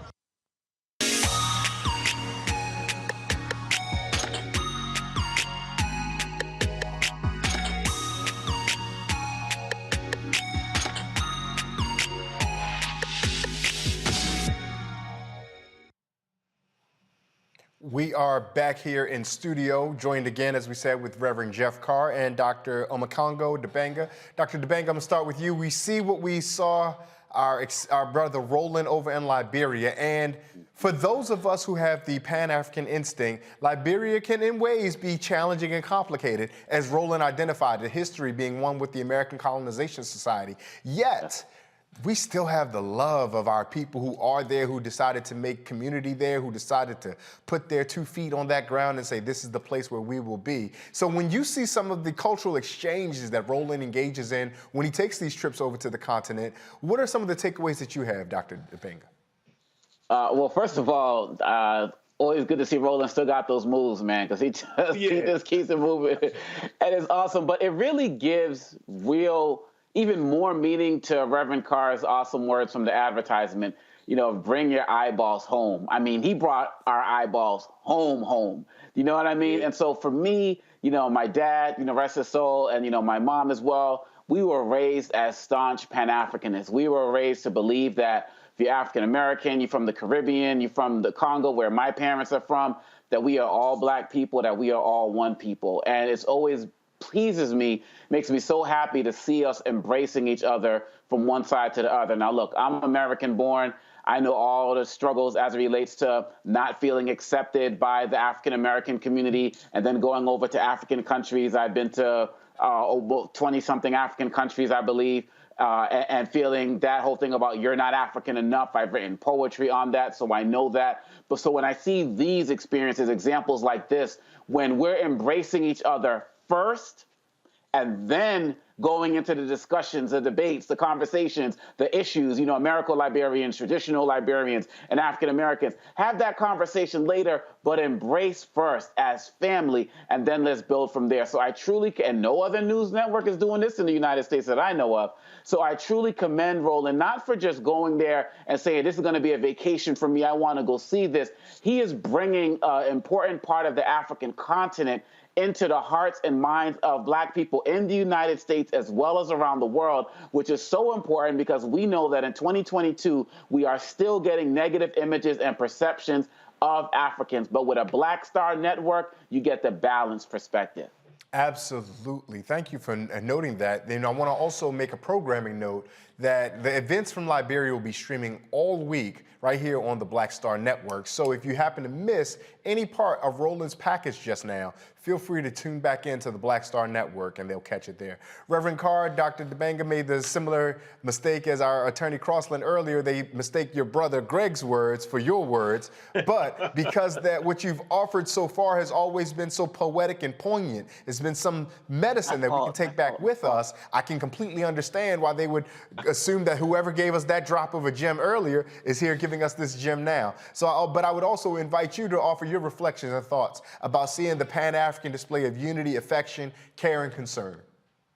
Thank you. Look, I also want to clarify, Dr. Omekongo was actually correct on that particular quote. So my brother and I are both in this room, and we're talking about our eyeballs, and he said, bring your eyeballs home. It's that moment where I said, bring your eyeballs home. So it's in there. but it's in concert with what my brother Dr. Carr said. It's in concert with what you've been saying, Ray. It's in concert with what Roland says, with Omi Kongo, our wonderful sister, our Monday night sister, who we send wonderful vibes to, Dr. Julianne Malveaux. It's in concert with what we've all been saying. And it's this concept of what is home. I was watching that homecoming from Roland. I thought about 1821 and the first settlers that arrived there on Misurata Island, or Providence Island on the Misurata River in 1824, becoming the continent of Liberia. And yet I still see the Americanisms on the clips we were just watching. Brothers getting it hype on the microphone. Just like they're in Brooklyn or the Boogie Down, or they're in Sevier Park or at Easley Center in Nashville. We see the same energy. Roland rolled up out of that car, and I was like, hey, they got some American, they got some North Nashville rims on that car. So something is here, you know? And yet, we see that familiarity there, and we connect with that.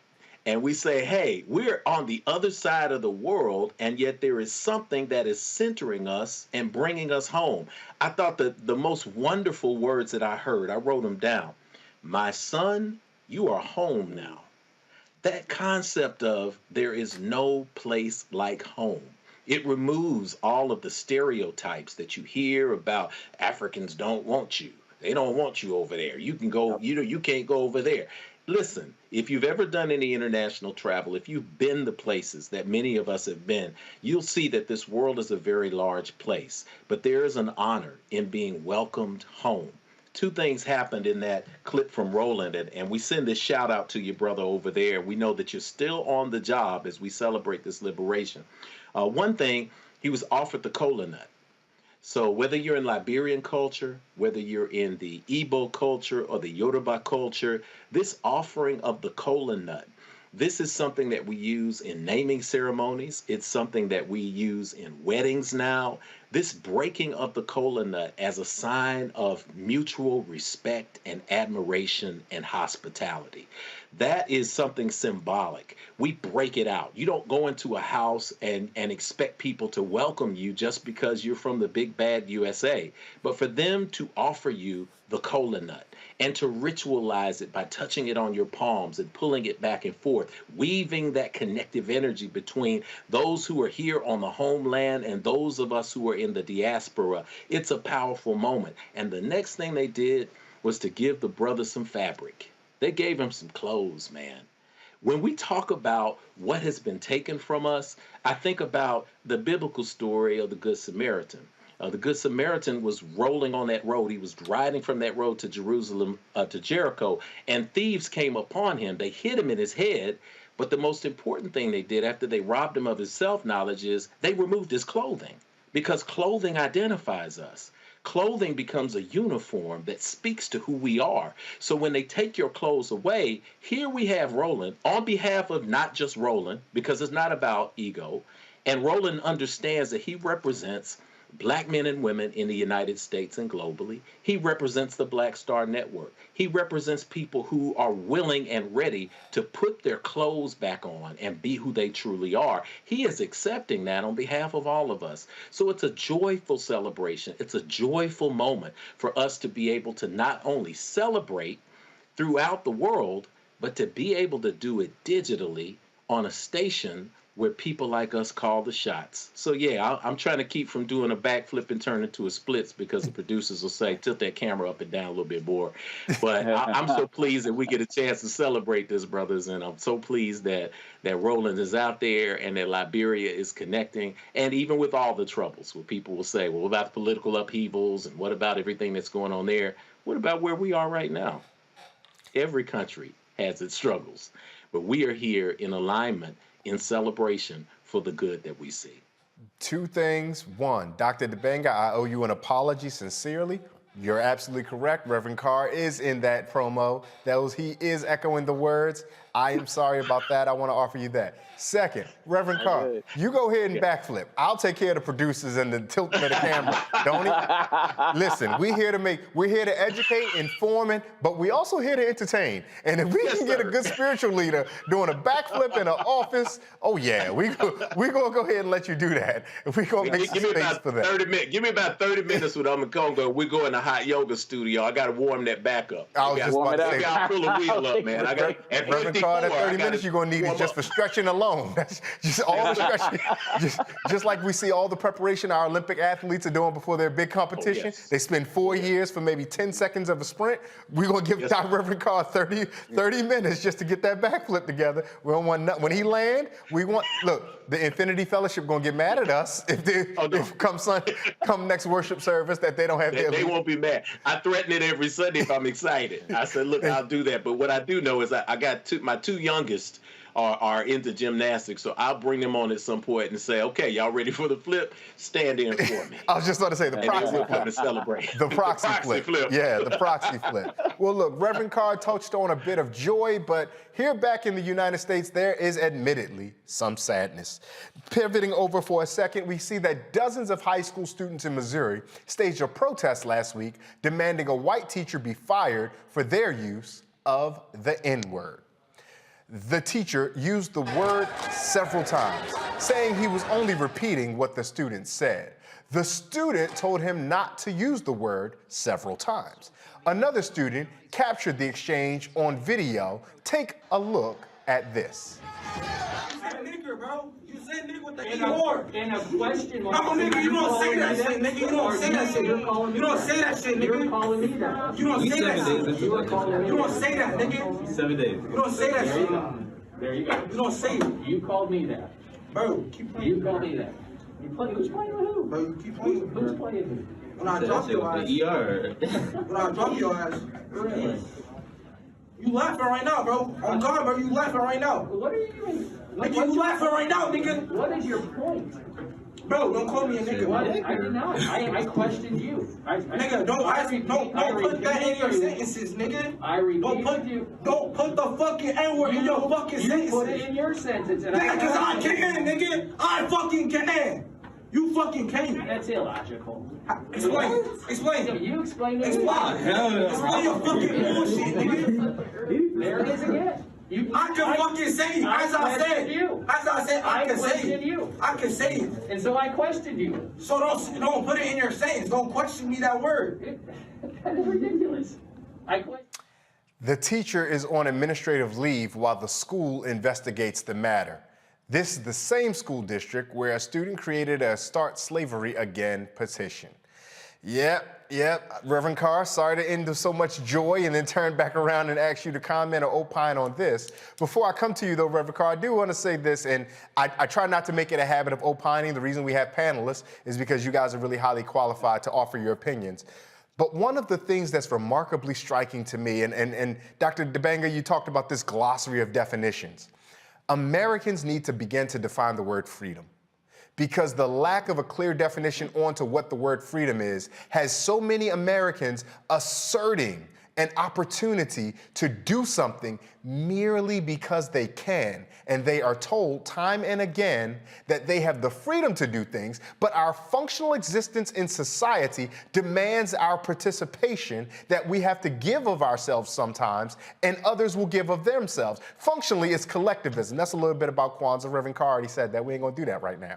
But ultimately, Americans seem not to understand what freedom means, or have misperceived or misidentified perceptions of what freedom is, particularly because in their real lives, and this is going to get into capital and labor, there are so many ways that we as Americans are unfree.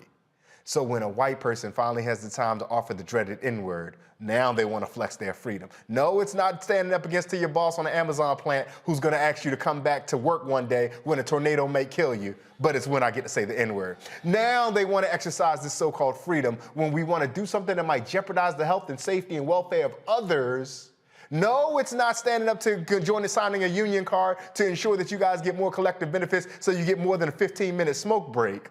This is where you want to exercise your freedom. My apologies indeed for opining, but Reverend Carr, when you see something like such, What is your takeaway? Because our young brother there, we saw him fighting for the language to communicate his anguish, and perhaps he may not have had it as delicately or articulately as we would have wanted it in that moment, but the authenticity of that expression should have, had nothing else, told our instructor at that point, this ain't what you want.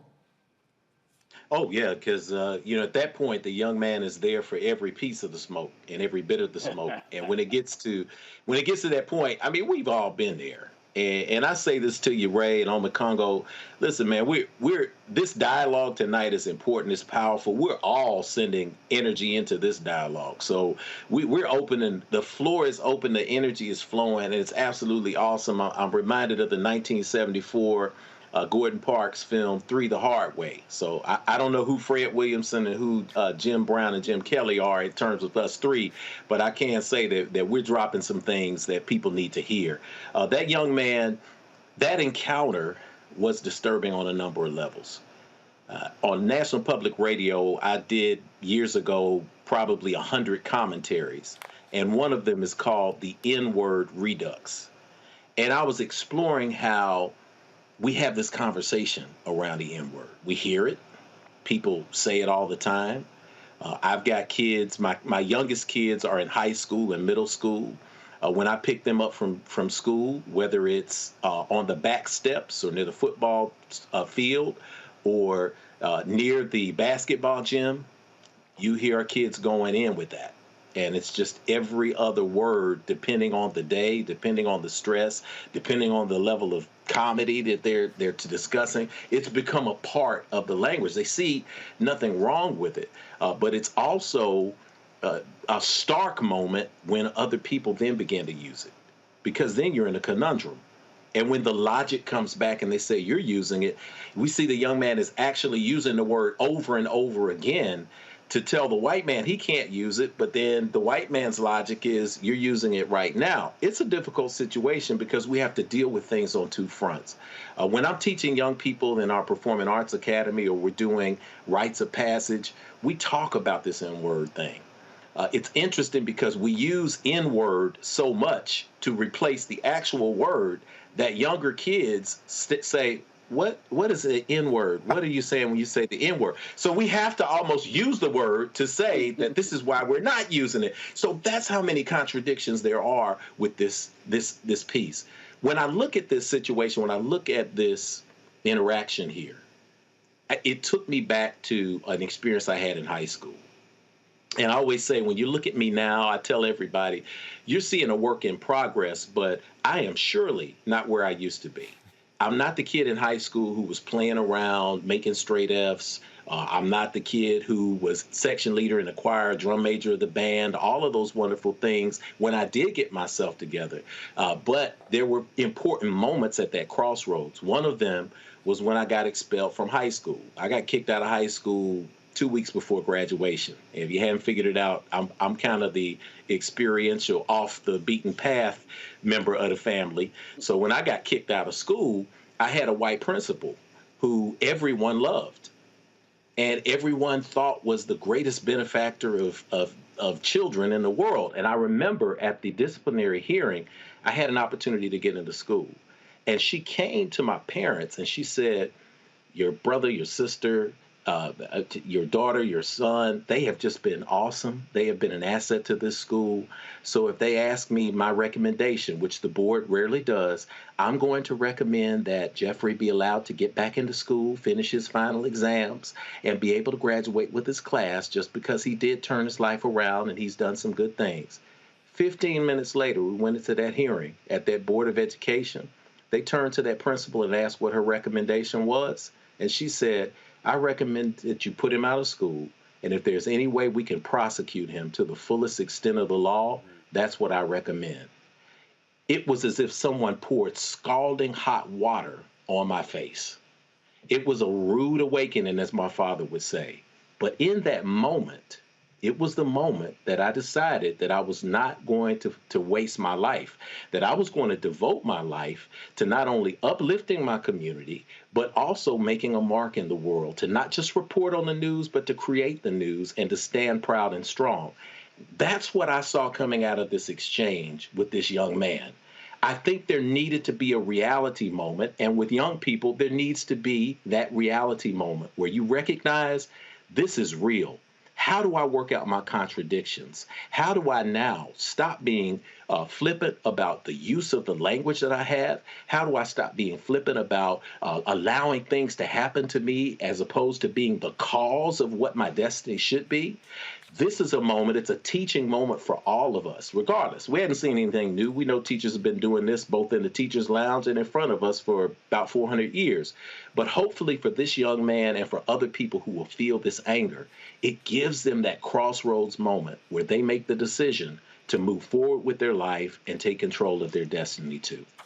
Dr. Dibanga, I want to think about that contradiction that Reverend Carr told us about, because I think that youthful expression, that youthful experience, life demands tension sometimes, and sometimes we need this hostility and tension to answer some of the contradictions that we face in life, particularly as young people. The story obviously starting around the use of the N-word in Missouri, but it feels like, particularly with you two, you guys we're qualified here to have larger philosophical conversation about this, which is, so Dr. Dibanga, where do you see the role or the purpose of the creative tension in young people and all of our lives to help us resolve various contradictions we live with? Well, I think that Dr. Cornel West said it best when he said, you know, Black rage cannot be destroyed or contained. It can only be redirected. And when you see the rage in that young man, he didn't know where to place his anger. And in that situation with the teacher and the student, it was a situation of the uneducated leading the uneducated, because the teacher clearly didn't understand what that student thought was the nuance between the A versus ER. But I'm going to keep it real.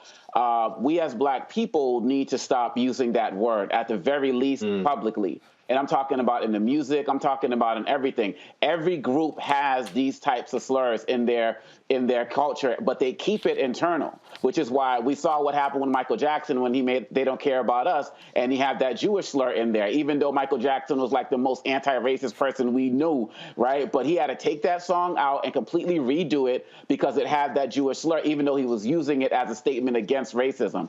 But with us, we feel comfortable throwing it out there for everybody to hear, and we try to make a difference between the A and the ER. I don't make a distinction. And I know Tupac said it means never ignorant, getting goals accomplished, but then on the next song, you're talking about killing them. So, you know, anybody who you call that N-word. So that contradiction, I'm not feeling it. But that young man, he doesn't know that history. We, as the older people in our community, we have let our young people down to just basically synthesize it into something that they can say versus we can't, but we haven't given them the real history of it. And I tell my white students, I'm like, you all who come in here and y'all just say the term N-word, the N-word itself is actually worse than the real word on some levels, because you say N-word and you feel like you're absolved of living in a society that treats us like the real word every single day. But just because you said N-word, you think that you've done your part. So really, at the end of the day, we got to understand that our young people, they need real education on this.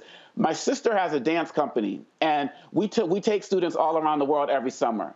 We took some students from the hood of Boston, Roxbury, Massachusetts, other parts, to South Africa. And we had a conversation with the kids, and they talked about how they let their white friends call them that. Then the next day, we went to the Apartheid Museum, and there were white students from South Africa in there who harassed my Black kids all around the museum, calling them names and dogs and all of this type of stuff. When they got outside, my kids tried to rush them. We had to hold them back. When they got home back to the hotel, they said, now we know. Now we know not to use that word again, not to let anybody else call us that again, especially outside the race. When are we as the adults, regardless of whether you think using the word is fine, going to pull our kids and educate them about the use of this? Because he couldn't even find the word. He couldn't even stop saying it. He was so enraged. But the premise of what he was saying is wrong. So we got to snatch up our kids. Maybe we got to snatch up ourselves first, Ray, and have this real conversation, because I feel like we got to, the teacher's wrong. All of the consequences he needs to get, not absolved at all. And that's why people like our cultural architect, Dr. Brown, and I do this type of work in our schools, right? But we need to do some community building to pull our kids aside, because like Reverend Carr said, he's seeing it in the playgrounds and in the backyards and the schools and stuff. to let them know the history. The English language is beautiful enough that we can find other words to use as terms of endearment. Dr. DeBanga, and I hate to box you both in with this with only about a minute and a half, 2 minutes to go. If I respond, though, that every group has in-group communication and every group every out-group understands how that in-group communication is policed and works. There's an adage that's on a TikTok or whatever, it was a little song, you doing a good job. You doing a good job. And there's a word there that in a community of women, they would sing with each other. But the three of us know better not to say. We can still enjoy the song and go, we're doing a good job. So what then do you say about why don't black people get the same space to have in-group communication in the same way we acknowledge other people do, but just because some people use that word and weaponize it against us, now we're offering that we have to not only police our young people, but police our speech for the convenience of someone else. How would you, Dr. DeBanga, respond to that? Well, I would say it's not about policing. I would say it's just about educating. And it's like KRS once said, that mic you speak through goes from here to Mogadishu, and how you represent us is the issue. I've been in some of these countries where people are greeting me by that as soon as they hear my accent. And so my thing is not about policing, it's about educating people on what the proper terminology is, and can we come up with other terms, hockey, brother, sister, to use different words, because I don't believe in policing. I just believe at the end of the day, we need to teach ourselves the true history. And I believe that when we're fully exposed to it, none of the kids would even want to use the word.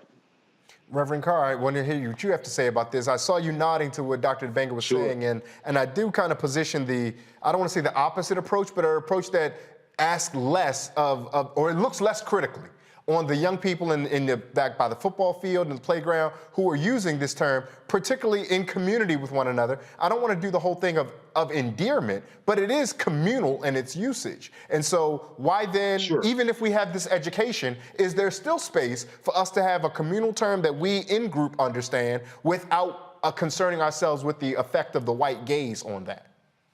You know what? I'm going to say something. Everybody may not agree with this, and it's okay, because Bella Geesia Howell has a quote that I use all the time, and I accentuate the end. But it says, never explain yourself. Your enemies, never explain yourself. Your friends won't ask you to. Your enemies won't believe you anyway. So we can get into the weeds with a lot of this conversation, but let's just be honest. You know, we hear the word. I've been around places with professionals, with PhDs, with events and social events, and in suites after the conference is over. And as soon as, there's 3 or 4 shots of single malt or some tequila or something comes out, it's in, and it's fun. However, because of education, as Brother Omikongo said, we tend to know when not to use it. I've worked in communities with people who I encourage to be themselves. Like, I want you to see me. I don't want to have to disseminate. Call me by my African name. If you know it, I have white friends who call me by my African name. I got black friends who try to slaughter it just for fun. So it's about respect, right? I have people who I work with. I have mechanics. I have repairmen. I've had people in the theater community, in the spiritual community, and they'll come up to me and they'll say, Rev, I don't know how to do anything, man. About this race thing, because I'm just an old country redneck. And that's all I am, man. And I love people, and if I can help you out, I will. But I'm just an old redneck. If you need me to move that wood for you, you call me, I'll bring the truck. Now, he will say that. I'm not going to call him that, though, because I know better. So like you said, there are internal words that we all have and we all use, but it doesn't mean that external people get the right to use that family language. That's the conundrum there. With the young man, it's important that we don't get caught up on the word, and that we see and feel the rage. There is something inside that young man that knows that something is wrong about that circumstance and situation. He just doesn't have the language. He doesn't have the space that will hold space for him, and we all know, because we've been in those shoes, to express himself and to find agency in controlling his destiny. We know it's wrong, and I know why. Because when my kids are late coming out, and I have to walk through that group of kids who are going and on, when I get out of my car and I walk through and I say, how are your young people doing? They say, we're fine, sir. We're fine, sir. They know to culturally shift, and they stop using the word then. But it's also because I'm in the family. And they also can detect from me that I'm not an antagonizer. I'm not an antagonist. I'm not there to put them down.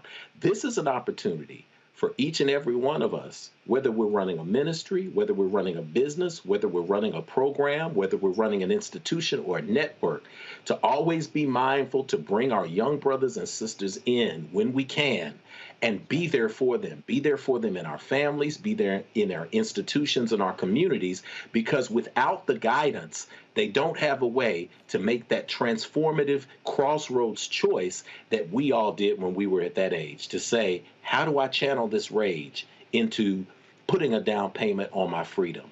And I think if anything else, if we take that with us from this moment that we witnessed, then we're going to see another level of success for our young people who are out there and need us. And it's lucky, and we're lucky that they have people like people who watch this program who are invested in making sure that we're not just getting ours, but the future is getting theirs. And even after all of my logic and my theory, I add in an MF, so you ignorant N-words hear me. Hear me. Yes. Miss Lauren Hill. Yes, Reverend Jeff Carr, founder of the Infinity Fellowship, thank you so much. Dr. Amakongo Dibenga, professorial lecturer, School of International Service. I'm telling you what, they're going to fire me for getting these folks' titles wrong. We got some important, well-to-do Negroes out here, and I am bashing their titles. Dr. Dibenga, thank you so much. Reverend Carr, it's always a pleasure. Thank you, guys. Thank you both. And before we go, here's a reminder for you. HBCU juniors or seniors, that's a shout out to all my Howard folks, my Bowie State, UMES, Morgan State, Coppin State, had to put on for Baltimore one time. Time is running out for you to apply for that scholarship from our brother Roland and McDonald's. If you attend an HBCU and Thurgood Marshall College Fund members institution, you can submit your application for the chance to receive a $15,000 scholarship. The deadline is February 28th, 14 days from now. So go to tmcf.org. Again, that's tmcf.org for details on how to apply. Now, in addition to the free money, scholarship recipients will also have the opportunity to engage with McDonald's executives working within their respective fields of study. Well, that's been a long one. And that does it for us here at Roland Martin Unfiltered. I want to thank all of our guests, our panelists, Dr. Amakongo Dibenga, Reverend Jeff Carr, and we want to send a special get well soon, send love, vibes, and vibrations to our dear sister, Dr. Julianne Malveaux. And I want to thank all the production staff for help putting together a fantastic show that was informative and, above all, entertaining. We wish Roland well over in Liberia. I'll be joining with us later this week, but you make sure that you stay tuned. And in parting, let us remember the words of the Yoruba proverb, that if we stand tall, it is because we stand on the backs of those who came before us. God bless. Good night.